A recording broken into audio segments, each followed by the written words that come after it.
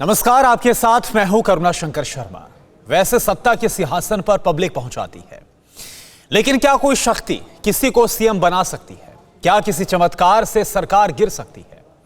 किस्सा अजीब लगता है, लेकिन एक ऐसा ही पौराणिक धाम असम में है। कहते हैं उस धाम में ऐसी दिव्य शक्ति है जिसके आगे गुप्त आहुति डालने से सरकारें बन जाती हैं और गिर भी जाती हैं। उस दरबार में जिसकी अर्जी लग जाती है उसकी जीत पक्की हो जाती है। तो क्या सत्ता दिलाने वाले उस धाम से ही असम विजय का रास्ता निकलेगा?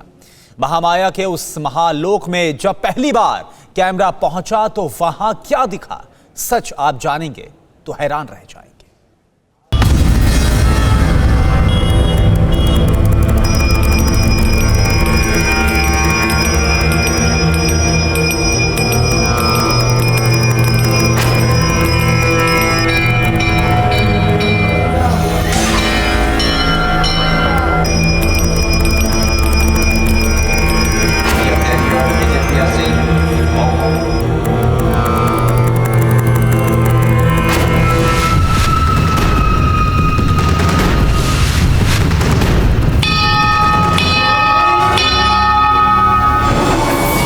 छह 600 साल की वो महामाया जिसकी शक्ति सत्ता दिलाती है।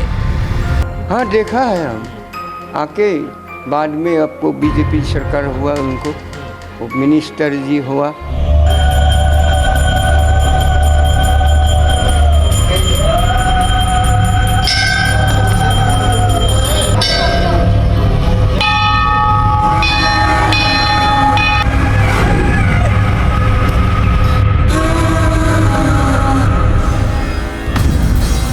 पूर्वोत्तर की वो दिव्य पराशक्ति जहां सियासत घुटने टेकती है।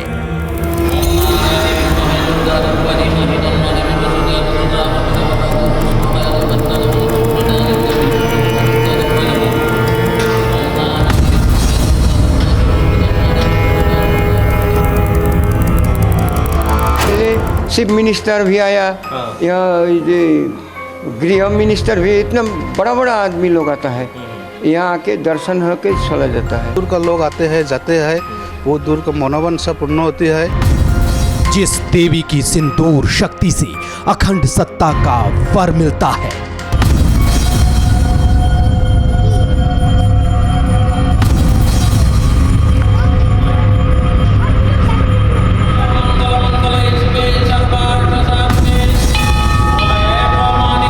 चुनरी दान किया जाता है। और यहाँ मान्यता ऐसी है कि जो लोग मनोकामना अपनी मांगते हैं और ये चुनरी बांध कर जाते हैं, माँ को सिंदूर चढ़ाते हैं, यहाँ पर दीप जलाते हैं, उनकी मनोकामना जरूर पूरी होती है, ऐसी मान्यता है। यहाँ आदमी लोग यहाँ ढालता भी है और थोड़ा ले भी जाता है। घर में लेके सिर पर देता है। उस सिद्ध पीठ के दर्शन से क्या सच में सीएम की कुर्सी मिल जाती है?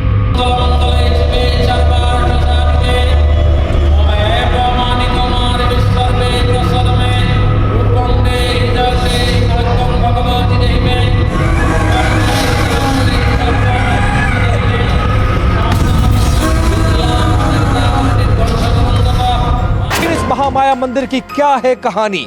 कितने 100 साल पुराना है मंदिर? क्यों इसे शक्तिपीठों में से एक कहा जाता है? का नाम धरिए माँ महामाया, और दुर्गाएं है लेकिन उसको अलग नाम है, ये माँ महामाया। विजय का प्रवेश द्वार, सियासत, सिद्धि और सरकार।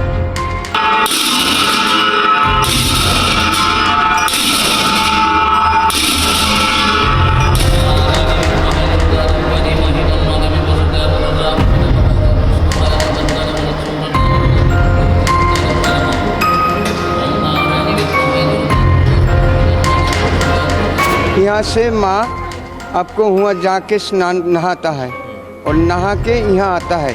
600 सालों से लगातार माँ महामाया मंदिर के बगल में बहने वाली इस टिपकाई नदी में हर रोज ब्रह्म मुहूर्त में इस नदी के किनारे पर माँ महामाया 8 साल की बालिका का रूप धारण करके स्नान करने आती हैं।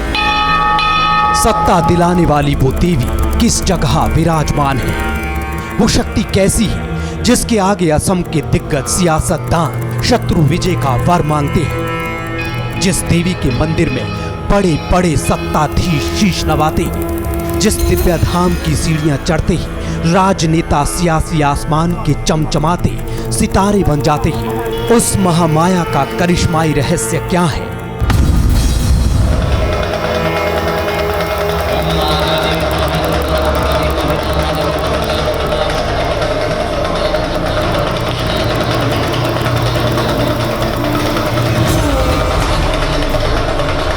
ओ ऐसे चीफ मिनिस्टर तो कैसे बनेगा?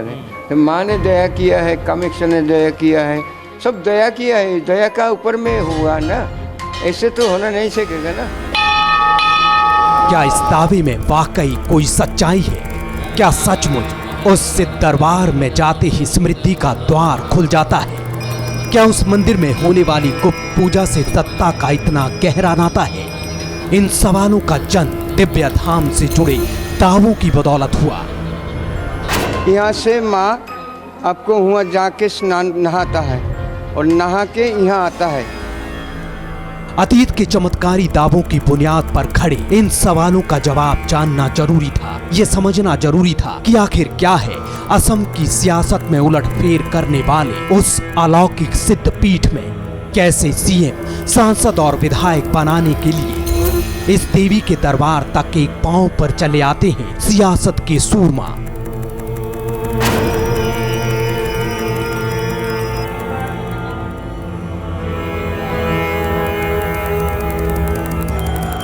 क्यों देवी के चमत्कार को नमस्कार करते हैं बड़े बड़े सत्ताधीश? आज कुछ हैरान करने वाले दावे, कहानियां, चेहरे और चमत्कारी शक्तियों की दास्तान आपकी टीवी स्क्रीन पर आने वाली है।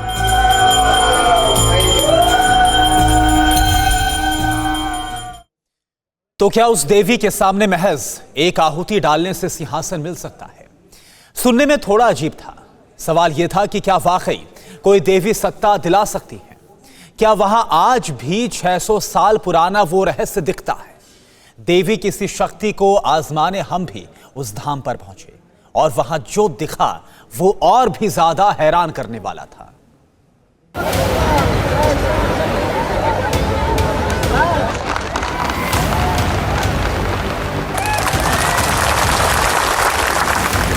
हम बीजेपी को असम से रवाना कर दें।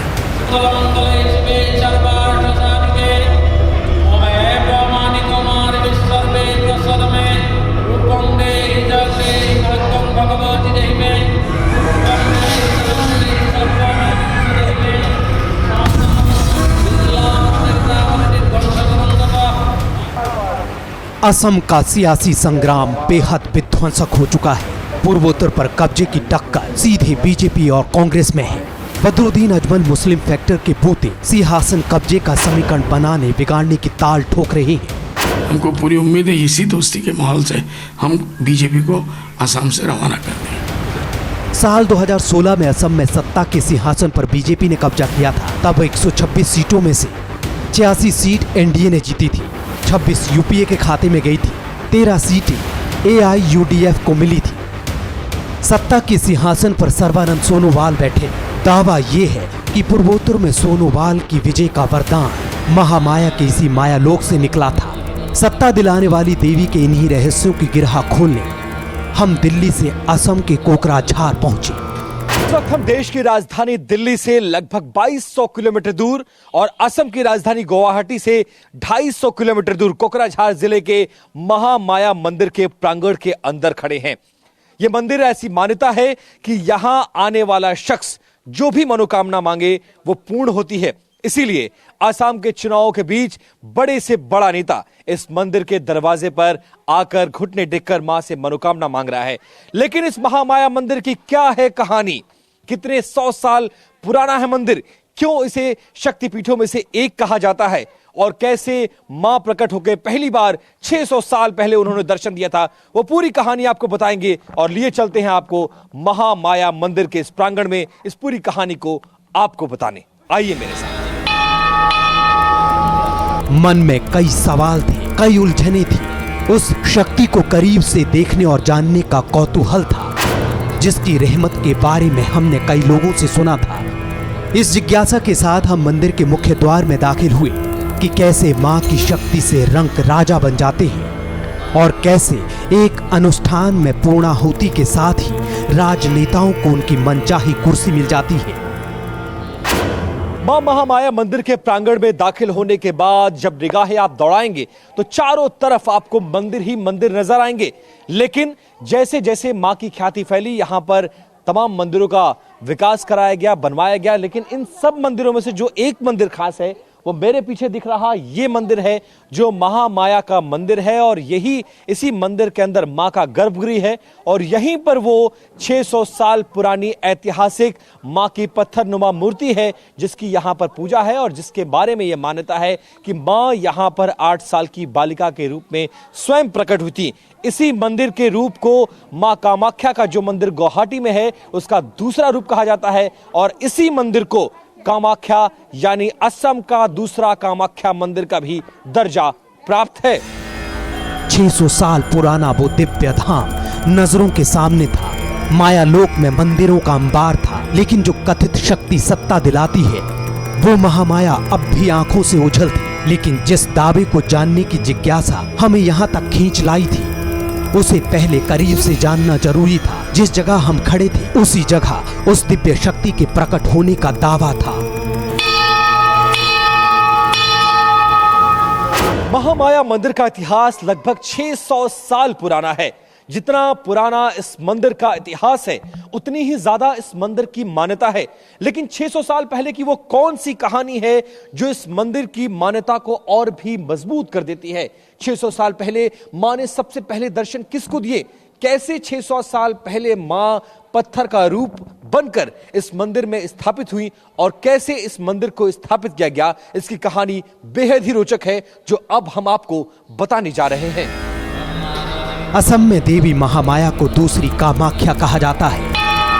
बताते हैं कि 16वीं शताब्दी में बांग्लादेश से कोकराझार आने वाले लकड़ी कारोबारियों ने सबसे पहले देवी की शक्ति के साक्षात दर्शन किए थे। लेकिन क्या आज वो शक्ति कैमरे पर दिखने वाली थी?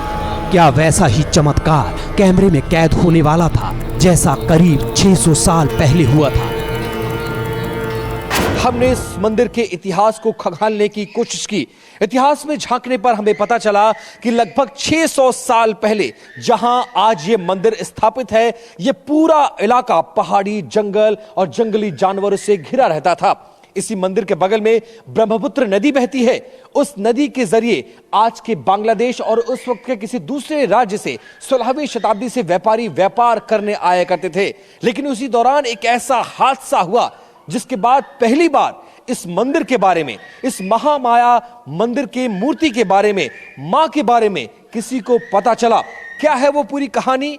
क्या हुआ उस शख्स का और कैसे मां ने सबसे पहले एक व्यापारी को दर्शन दिए और वो भी क्यों, ये जानना बेहद जरूरी है। मंदिर के इतिहास भूगोल को जानने से ज्यादा हमारी जिज्ञासा कथित चमत्कार को निहारने की थी। जहन में सवालों का ज्वार था। देवी के मंदिर में हर रोज आने के दावे हैं, लेकिन सत्ता दिलाने वाली महामाया कब आती है? इसका पहला जवाब मंदिर के पुजारी से मिला। और ये आपको माँ का आविर्भाव का टाइम हो गया 550-700 साल का पहले का। यहाँ एक हमारा नदी है, वो नदी पर घाट है, वहाँ मंदिर है, अभी स्नान घाट बोलता है माँ का।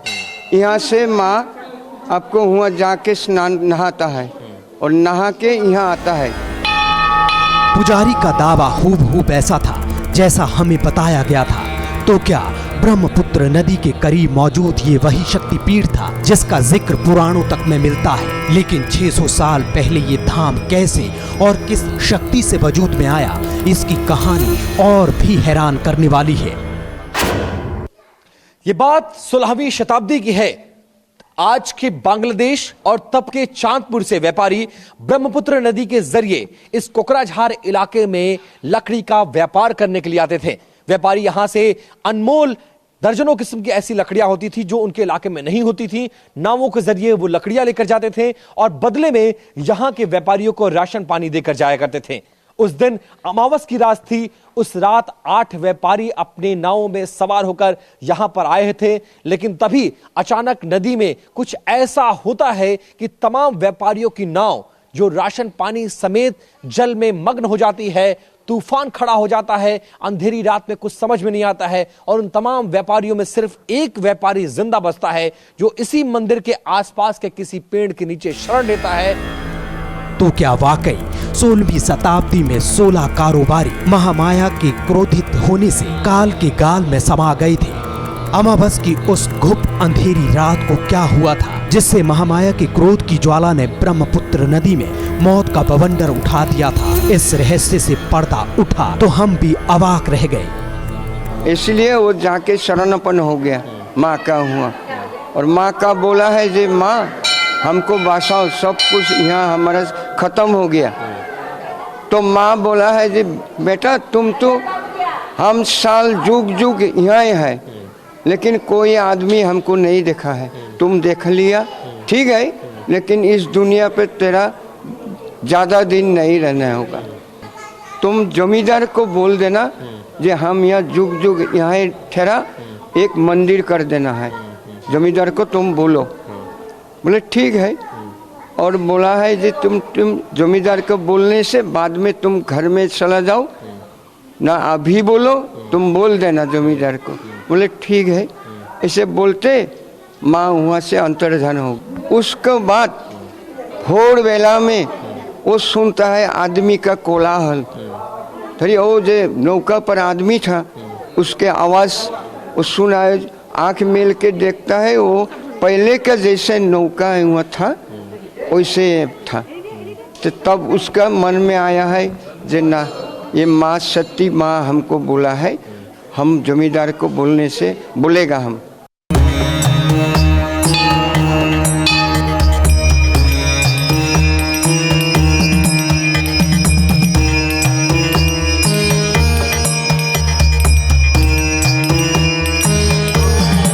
मंदिर में हमारे बढ़ते कदमों के साथ महामाया के माया लोक के रहस्य गहराते जा रहे थे। पड़ताल में ये भी पता चला कि मंदिर में गुप्त साधना होती है, अनुष्ठान होते हैं, बलि तक दी जाती है। तो क्या इसी गुप्त साधना से सत्ता की शक्ति निकलती है? गर्भगृह के बाहर एक बकरा बंधा था। जहन में कई सवाल उठे। मंदिर में आगे क्या होने वाला था? हम पंडित जी देख रहे हैं एक बकरी का बच्चा यहाँ पे बांधा गया है। माँ कामाख्या में बलि देने की प्रथा है, यहाँ क्या प्रथा है? जैसे धरिए ये माँ शक्ति है, शक्ति में यहाँ वो नहीं है, सारा दुनिया पर जो शक्तिपीठ है वहाँ बलि होना ही लगेगा, बलि होगा ही। इसलिए यहाँ माँ का यहाँ भी शक्तिपीठ है, इसलिए बलि होता है। तो क्या यही वो खास पूजा है जो सियासतदानों को शत्रु विजय की शक्ति देती है? क्या इसी साधना से प्रसन्न होकर महामाया सिंहासन का वरदान देती है? तभी एक और रहस्य पता चला। बताया गया कि देवी की शक्ति तांबुल भोग से भी प्रकट होती है। मंदिर के कपाट अब बंद कर दिए गए हैं क्योंकि अब वक्त हो चला है मां के भोग का। पूजा आरती के बाद मां के भोग का कार्यक्रम होता है। भोग लगाने के दौरान जब मां इस भोग को ग्रहण करती हैं, ऐसी मान्यता है कि तब अंदर सिवाय इस मंदिर के पुजारी के अलावा, मुख्य पुजारी के अलावा कोई नहीं रहता है। इस दौरान यह मंदिर पूरी तरह से बंद रहता है। अंदर किसी भी शख्स के आने जाने की मनाही होती है और लगभग 5 से 10 मिनट के बाद मंदिर के कपाट खुलते हैं और जो मां ने भोग लगाया है वही भोग लोगों को प्रसाद के रूप में मिलता है।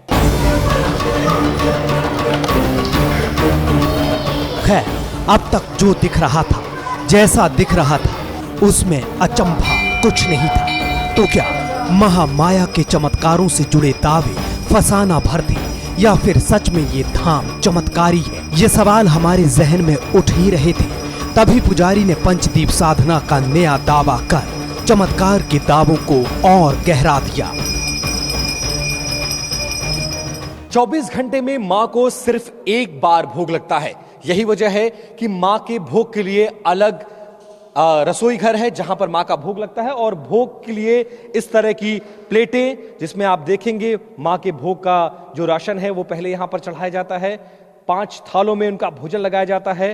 मां भोग ग्रहण करने के बाद तांबुल खाती हैं, जो कि असम का प्रसिद्ध ये आप कह सकते हैं खान पान में शामिल है और मेहमान नवाजी में इसका बहुत इस्तेमाल होता है।